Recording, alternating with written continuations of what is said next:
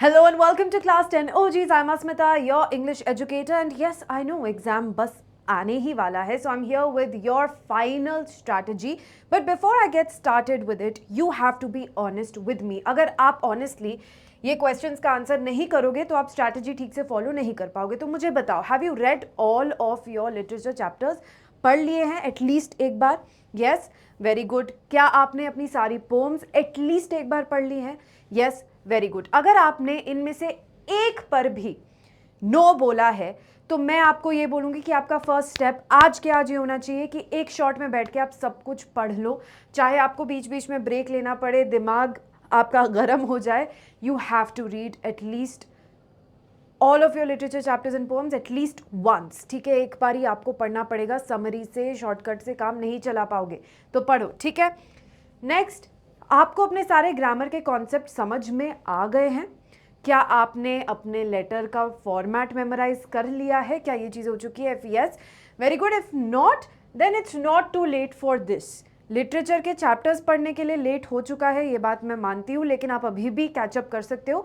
इसके लिए ज़्यादा लेट नहीं हुआ है, ये हम लोग अभी भी फिक्स कर सकते हैं. ठीक है, अब आपने ऑनेस्टली मुझे आंसर दिया है, तो अब मैं ऑनेस्टली आपको स्ट्रैटेजी बताऊंगी. पहले स्टार्ट करेंगे, जो सारे बच्चे पूछते रहते हैं कि टाइम कैसे मैनेज करना है, हर सेक्शन में कितना टाइम लगना चाहिए. तो मैं एग्ज़ाम पॉइंट ऑफ व्यू से सबसे पहले आपको बता देना चाहती हूँ कि एग्ज़ाम में हर सेक्शन के लिए आपको लगभग इतना टाइम लगाना है. सेक्शन ए के लिए आपको 35 मिनट्स लगाने हैं, राइटिंग और ग्रामर के लिए 50 मिनट्स, लिटरेचर के लिए 55 मिनट्स, 10 मिनट्स आपको लगेगा प्रूफ रीड करने के लिए for whatever you have written. यानी कि इन दोनों सेक्शंस को प्रूफ रीडिंग की ज़रूरत होगी. और यहाँ पर आपके पास 30 मिनट्स बचे हैं. अगर if you are able to keep this time, that means you are super fast, जो कि कोई भी नहीं है. तो ये जो 30 मिनट्स का बफर है, ये आप अपने हिसाब से कहीं पर भी ऐड कर सकते हो. फॉर एग्जाम्पल, अगर आप स्लो रीडर हो तो आपने यहाँ पे 15 मिनट्स ऐड कर लिए. अगर आप बहुत टाइम लगाते हो to figure out how to frame your answers, तो चलो आपने यहाँ पर 20 मिनट लगा दिए. तो ये जो बफर टाइम है, ये आप एडजस्ट कर लोगे according to your strengths and weaknesses.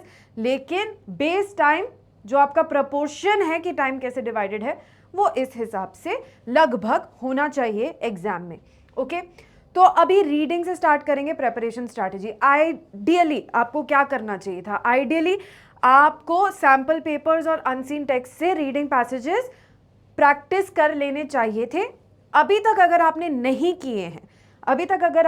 किए हैं, तो अब आप एटलीस्ट इस साल का सैम्पल क्वेश्चन पेपर और लास्ट ईयर का बोर्ड्स का पेपर, बीपी लिख रहे हो उसको, ठीक है, इस साल का सैम्पल क्वेश्चन पेपर और लास्ट ईयर के बोर्ड्स का पेपर, इन दोनों के रीडिंग कॉम्प्रिहेंशन प्रैक्टिस कर लो.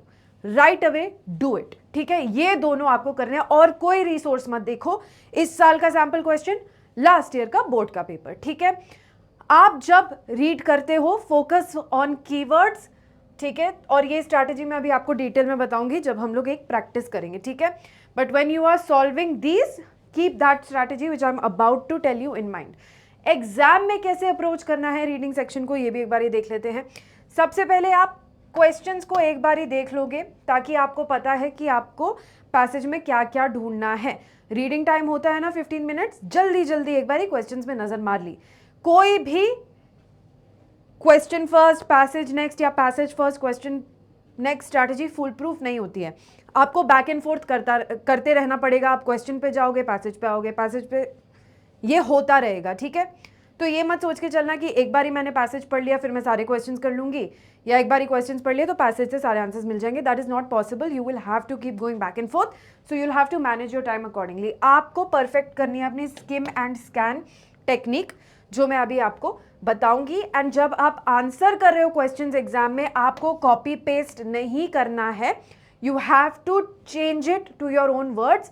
तो आपको सिनोनिम्स का यूज करना पड़ेगा. ठीक है, चलो अब ये हमारा एक पैसेज है, मैं आपको स्किम एंड स्कैन स्ट्रैटेजी बता रही हूँ. ठीक है, अभी ऑब्वियसली इससे काफ़ी लंबा होगा. I am just teaching you the strategy. आपको क्या करना है, सबसे पहले स्किम करना है. स्किम करना क्या होता है? जल्दी जल्दी ऊपर ऊपर से पढ़ लो. ऊपर ऊपर से पढ़ोगे, समझ में आ जाएगा कि किस बारे में ये पूरा पैसेज है, जिस्ट समझ में आ जाएगी. सबसे पहले जब पैसेज पढ़ोगे तो ऐसे पढ़ोगे, डिटेल में नहीं पढ़ना है. एक एक सेंटेंस में रुक रुक के दोबारा डबल रीड उसको नहीं करना है, जस्ट स्किम। बीच में कुछ कंफ्यूजन भी हो, कुछ ना भी समझ आए, that's okay, move past it, अटकना नहीं है किसी चीज में। स्किम करेंगे। Climate change has emerged as one of the most pressing global issues, increasing carbon dioxide levels, deforestation, industrial pollution are key contributors, okay. Government world wide attempting to address the issues, ठीक है। However these efforts face obstacles, okay. Lack of global cooperation, scientist emphasize immediate, ठीक है। समझ में आ गया कि passage क्या है, क्लाइमेट चेंज के बारे में है, क्यों होता है, क्या इश्यूज है, क्यों सॉर्ट नहीं कर पा रहे, what are scientist saying, what is happening around the world, ठीक है। इस बारे में पैसेज है। अब हमने डिटेल में नहीं पढ़ा है, हम क्वेश्चंस पे जाएंगे और फिर हम लोग पैसेज पे वापस जाएंगे स्कैन करने के लिए। तो स्किम हम कर चुके हैं, स्कैन कैसे करेंगे? Scan depends on what you are looking for. Question आपसे जो पूछ रहा है, अब आप अपने दिमाग में ऑलमोस्ट उस चीज का एक फिल्टर लगा लोगे कि मैं सिर्फ वही चीज ढूंढूंगा पैसेज में, और वो फिल्टर लगा के जब आप पैसेज पे ढूंढोगे तो आपको इजीली आंसर मिल जाएगा। अब क्वेश्चन क्या कह रहा है? Which of the following best captures the tone of the passage? अब इसमें हम लोग फिल्टर इसीलिए नहीं लगा सकते क्योंकि ये ओवरऑल पैसेज की बात कर रहा है। तो अब हमें जिस्ट पता है पैसेज का, वो हमें वार्न कर रहा है कि क्या होगा, मोस्ट प्रेसिंग इशू है, ये चीजें बता रही है। गवर्नमेंट इसको एड्रेस करने की कोशिश कर रही है लेकिन इसमें रेजिस्टेंस हो रहा है। लास्ट की लाइन क्या बोल रही है? Consequences will be catastrophic. तो इतने स्ट्रॉन्ग वर्ड्स यूज हुए हैं, हमें वोकैबुलरी से समझ आ रहा है कि भाई it is a major issue and we need to address it quickly. So what can we say about the tone? We can say that it is urgent and cautionary. Urgent and cautionary हमारी tone है। Next question देखेंगे, political resistance, economic priorities and lack of global cooperation। ये जो phrase है ये क्या suggest करता है? अब हमें इसमें passage में वापस जाने की जरूरत भी नहीं है क्योंकि हमें पता है कि ये सारी चीजें क्या है, प्रॉब्लम्स, जिस वजह से हम क्लाइमेट चेंज को एड्रेस नहीं कर पा रहे। So the challenges that hinder effective climate change action, ये हमारा ऑप्शन हो गया है ना। तो ये हमें जिस्ट से ही मोर और लेस पता चल गया। Now according to the passage, what is implied about the international agreements like Paris climate accord. अब हमें पेरिस क्लाइमेट अकॉर्ड का फिल्टर लगाना है अपने दिमाग में और हम वापस पैसेज में जाएंगे। कहाँ है पेरिस क्लाइमेट अकॉर्ड? ये रहा, ये रहा। अब इसके बारे में क्या लिखा है वो लाइन पढ़ लेंगे। Governments worldwide are attempting to address these issues through agreements such as the Paris Climate Accord. However, these efforts face obstacle, और ये लाइन हमें ऑलरेडी पता है, ठीक है। तो हमने पढ़ लिया पेरिस अकॉर्ड के बारे में। अब क्वेश्चन क्या है? What is implied? They have completely failed in addressing, नहीं ऐसा नहीं। They are dependent on the active participation of all countries, हाँ ठीक है। They are designed only for industrialization, नहीं ऐसा नहीं है। They are primarily focused on, no. So B becomes our correct answer in this case. All right, clear? This is skimming and scanning technique. Skim करेंगे, gist पता चलेगी, tone पता चलेगी, theme पता चलेगी। जब कोई ऐसा पर्टिकुलर क्वेश्चन आएगा, सिनोनिम रिलेटेड क्वेश्चन आएगा, तो हम लोग स्कैन करेंगे और जाकर उसी इंफॉर्मेशन में अपना मैग्नीफाइंग ग्लास लगाकर दोबारा पैसेज का वो हिस्सा अब ध्यान से पढ़ेंगे। ये रीडिंग की स्ट्रैटेजी आपकी होनी चाहिए, ठीक है। अब आते हैं राइटिंग में। अब राइटिंग में आइडियली अब तक आपको राइटिंग की प्रैक्टिस करनी चाहिए थी रेगुलरली, 2-3 एटलीस्ट वीकली करने चाहिए थे। अगर ये नहीं हुआ, अगेन इस साल का सैंपल क्वेश्चन पेपर, पिछले साल का बोर्ड पेपर, इसका राइटिंग सेक्शन कर लो, ओके। इसका राइटिंग सेक्शन करो and plug your answer into any kind of AI chatbot, Gemini हो, चैट जीपीटी हो, with a very specific prompt. जिस प्रॉम्प्ट में आप लिखोगे based on the marking scheme set by CBSE for class 10th English board exam, please grade my paper, make corrections and give me suggestions on how I can improve this, strictly adhere to the CBSE format। ये prompt आपने लिखना है, फिर जो है आपको AI थोड़ा सा अपग्रेड करके आपकी ही लेटर, उसमें जो जो ग्रामेटिकल मिस्टेक्स है उसको करेक्ट करके देगा। साथ ही साथ आप बोल सकते हो कि please explain the mistakes that I have made and how they need to be corrected, तो वो सारी mistakes explain भी कर देगा। ये करना है आपने, ठीक है। अब एग्जाम में आपने क्या करना है, 2 मिनट पहले आप अपने कंटेंट को प्लान करोगे कि मुझे लिखना क्या है। इमीडिएटली लिखना शुरू कर दोगे तो क्या होता है, काटा पीटी होती है। काटा पीटी हमें नहीं चाहिए। हमारी फाइनल लेटर, हमारा फाइनल एनालिटिकल पैराग्राफ सुंदर अच्छा होना चाहिए दिखने में, ज़्यादा उसमें कुछ बच्चे पूरा पैराग्राफ का पैराग्राफ काट आते हैं, ऐसा नहीं करना है. So spend some time brainstorming, planning what you are going to write. Please अपने जो फॉर्मेट्स हैं उनको अच्छे से रट के रखो, क्योंकि उसमें शॉर्ट मार्क्स है. फॉर्मेट में अगर हमने मार्क्स गवा दिए तो हम बेवकूफ़ कहलाएंगे. ठीक है, so please memorise your formats and leave some time to proofread. कोई भी, हर कोई लिखते हुए सिली मिस्टेक कर देता है. मैं भी अभी लिखूंगी, मैं भी सिली मिस्टेक कर सकती हूँ. You have to go back and read what you have written so that you can correct those mistakes. ठीक है, उसके लिए आपने टाइम छोड़ना है. Okay, so just a quick quiz for you कि आपको पता है राइटिंग सेक्शन में क्या क्या. What should be included in the subject of a formal letter. क्या होना चाहिए, जल्दी से आंसर दो. Yes, it is a short, precise summary of the letter. Next, which is the correct closing phrase for a formal letter? क्या होगा इनमें से? formal letter के लिए सिर्फ yours sincerely यूज हो सकता है. आइडियली हम लोग मोस्टली yours faithfully ही लगाकर आते हैं, पर sincerely भी चलता है. नेक्स्ट, हमारे पास एक एनालिटिकल पैराग्राफ का प्रॉम्प्ट है. The given data shows the number of students who prefer different types of extracurricular activities in a school: music, sports, dance, drama and art. Music की 40% प्रेफरेंस है, sports की 30 है, drama की 15 है and art की 15 है. तो अब इस पे आपको एनालिटिकल पैराग्राफ लिखना है. तो I just have some multiple choice questions to see if you are thinking in the right direction. क्या कंक्लूजन हम बना सकते हैं इस डेटा से? ऑब्वियसली इस डेटा में हमें पता चल रहा है म्यूज़िक की हाईएस्ट प्रेफरेंस है, स्पोर्ट्स की उससे कम है, ड्रामा और आर्ट की सेम है. ठीक है, तो क्या बोल सकते हैं हम? लीस्ट फेवर्ड तो नहीं है म्यूजिक, ड्रामा ऐसा नहीं है, ये भी सच नहीं है. Physical activities are preferred more than artistic ones. क्या हम लोग म्यूजिक और स्पोर्ट को, फिजिकल एक्टिविटीज़ स्पोर्ट को बोल सकते हैं, म्यूजिक को नहीं बोल सकते? कैन वी से आर्टिस्टिक परस्यूट्स? हाँ, तो हमारा ए बेस्ट आंसर होगा. यहाँ पर हमने क्या किया बच्चों, ध्यान से देखना. यहाँ पर हमने फॉलो किया है प्रोसेस ऑफ एलिमिनेशन, जो आपके हर एमसीक्यू में आपके काफ़ी काम आएगा. ऑब्वियसली राइटिंग सेक्शन में एमसीक्यू नहीं है, पर मैंने डेमोन्स्ट्रेट कर दिया है, जिसमें हम लोग राइट आंसर पे कैसे पहुंचते हैं, bye eliminating the wrong answers. ठीक है, यहाँ पर तो हम बस एनालिसिस कर रहे हैं. ठीक है, तो वो एनालिसिस दिखाना था आपको, आपने कर लिया. राइटिंग के लिए you have to practise writing, लेकिन सिर्फ लिख कर काम नहीं चलेगा, बिकॉज आप गलती करोगे, आपकी ग्रामर गलत होगी, आपकी वोकैबुलरी गलत होगी, आप जिस तरीके से इंफॉर्मेशन डाल रहे हो सकता है वो अप टू द मार्क ना हो. इसीलिए आपको उसको चेक कराना पड़ेगा अभी, क्योंकि आप अपने टीचर से नहीं चेक करा सकते हो. आपके पास बेस्ट ऑप्शन है एआई का फुल यूटिलाइजेशन करो. ठीक है, अब आते हैं ग्रामर सेक्शन में. यहाँ पर सबसे ज़्यादा तादाद में जो क्वेश्चंस एग्जाम में आते हैं वो मोस्टली रिपोर्टेड स्पीच और टेंसेस के आते हैं, तो वो तो हमें बिल्कुल क्लियर होना चाहिए. स्पेशली रिपोर्टेड स्पीच, उसके रूल्स हमें पता होने चाहिए. अब हमारा फोकस PYQs है. अब हम लोग लंबी लंबी कॉन्सेप्ट वीडियोस नहीं देखेंगे जिसमें एक एक कॉन्सेप्ट को डिटेल में समझाया जा रहा है, क्योंकि honestly we don't have the time for that. हम क्या करेंगे, PYQs करेंगे. PYQs करते करते जिन स्पेसिफिक क्वेश्चंस में हम अटक रहे हैं उन क्वेश्चंस का कॉन्सेप्ट समझेंगे. अगर कोई SVC का क्वेश्चन ही गलत हो रहा है तो समझेंगे कि यहाँ पर ऐसा कौन सा रूल है जो मुझे समझ नहीं आया है. ये आपको करना है.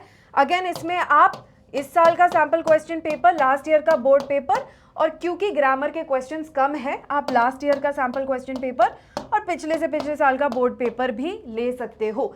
ठीक है, 4 पेपर से आप ग्रामर की प्रैक्टिस करोगे. टारगेटेड प्रैक्टिस करनी है. देखो रिसोर्सेज बहुत है, क्वेश्चंस, वर्कशीट्स अनगिनत मिल जाएंगी. आप फोकस्ड प्रेपरेशन करो ताकि आप क्लोजेस्ट टू एग्जाम फॉर्मेट में अपने ग्रामर की तैयारी कर रहे हो, क्योंकि अब टाइम कम है. Okay, understood. नाउ एग्जाम में क्या करना है, हर क्वेश्चन को पहले पढ़ लो ध्यान से. मल्टीपल चॉइस है तो सारे आंसर्स पढ़ लो पहले. कभी कभार हमें पहला करेक्ट बेस्ट आंसर करेक्ट लगता है, हम उसमें टिक मार के आ जाते हैं और वो गलत होता है, और it turns out to be not the most appropriate response. Make sure you read all the questions, especially if it is multiple choice. Okay, अगर अनश्योर हो ब्लाइंड गेस मत करो कि मैं ABCD तुक्का लगा के आ गया. थोड़ा सा फिर भी दिमाग लगाने की कोशिश करो. इसमें मैं आपको एक रेकमेंडेशन दूंगी, आप 12 के 12 क्वेश्चंस अटेम्प्ट करो, क्योंकि जो गलत होंगे वो कंसिडर नहीं होंगे. अगर आप 12 के 12 करके आते हो, जो गलत है वो कंसिडर नहीं होंगे. यहाँ पर टाइम है, ऐसा नहीं है कि सब क्वेश्चंस करने में बहुत आपका टाइम वेस्ट हो रहा है. 12 के 12 क्वेश्चंस कराओ यहाँ पे. ठीक है, चलो जल्दी से प्रैक्टिस करते हैं. Fill in the blank with the correct tense. She blank a novel when I called her yesterday. जब मैंने उसको कॉल किया था तो वो नॉवल पढ़ रही थी. क्लियरली ये हमारा कंटिन्यूअस टेंस है. एरर आइडेंटिफाई करनी है. Neither the teacher nor the students was aware of the schedule change. क्या है हमारी एरर? बहुत स्ट्रेट फॉरवर्ड है, जल्दी आंसर दो. हाँ जी, यहाँ पे स्टूडेंट्स है तो ये वर होना चाहिए, क्योंकि हम लोग नाइदर नॉर में हमेशा जो वर्ब से जिस पहले नाउन है उसके अकॉर्डिंग वर्ब को लगाते हैं, तो वॉज को हमें वर में बदलना पड़ेगा. ए हमारा करेक्ट आंसर है. यहाँ पर रिपोर्ट करना है. I will finish my project by tomorrow but I might need some extra help. John said that he would finish his project by the next day, but he might need some extra help. यहाँ पे tomorrow आ गया, गलत हो गया. Okay, ये सही लग रहा है. ये गलत हो गया यहाँ पे.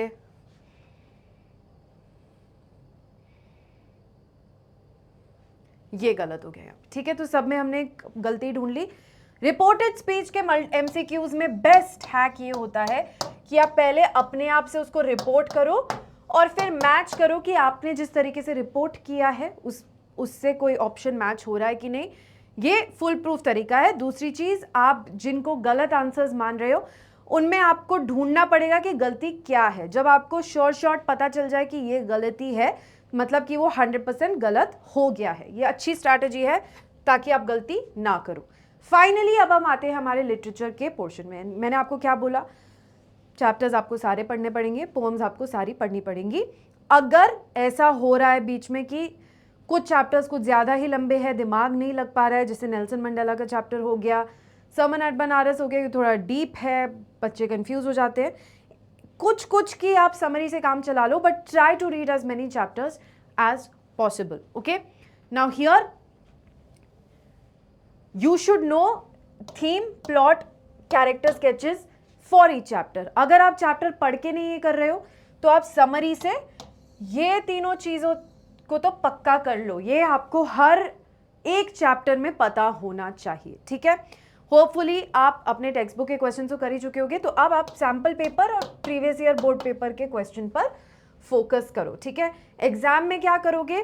थोड़े वेल स्ट्रक्चर्ड आंसर्स लिखना. देखो, जो आपकी थॉट है वो लॉजिकल फ्लो में चलनी चाहिए. ऐसा नहीं है कि मेरे दिमाग में जो आ रहा है मैं बस लिखता जा रहा हूँ. आंसर की लेंथ से फर्क नहीं पड़ता है, उसकी क्वालिटी से फर्क पड़ता है. सो मेक श्योर, अगेन जैसे राइटिंग सेक्शन में आप कर रहे हो, take 2 minutes, plan your answer and then write it. Okay, आप रेलिवेंट कोट्स ऐड कर सकते हो इफ यू रिमेंबर. अगर याद नहीं है तो रहने दो. एंड के बारे में कोई बात करनी है तो paper has more patience and people. याद है तो लिख दो. याद तो वैसे होना चाहिए, ऐसा नहीं हो सकता कि ये कोट याद ना हो, बट नहीं है तो अवॉइड करो और ये बोलो कि उसने इसके आसपास कोई चीज़ बोली थी. So instead of quoting directly कि and said quotes paper has more patience and people, you can say and believed that paper had more patience and people by which she meant डा. ऐसे लिख आओ अगर डायरेक्टली याद नहीं है तो. Okay, understand the question and then answer it. ये नहीं कि नेकलेस के बारे में अगर ये पूछा जा रहा है कि comment on the state of materialism in the world today based on the necklace, तो जस्ट बिकॉज आपने द नेकलेस पढ़ा इसका मतलब ये नहीं है कि आप पूरी स्टोरी लिखाओगे. Answer the question. Writing the story of the chapter is not answering the question. So make sure you are reading it properly and giving a relevant response. चलो अब जल्दी से प्रैक्टिस कर लेते हैं कि आपको कुछ थीम्स वगैरह याद है कि नहीं. What is the main theme of the necklace? क्या है? Very good, pride and materialism. The trees inside are moving out into the forest that was empty all these days, where no bird could sit, no insect hide, no sun bury its feet in shadow. इसके basis पे question है, no sun bury its feet in shadow क्या suggest करता है? ये phrase से क्या imagery हो रही है?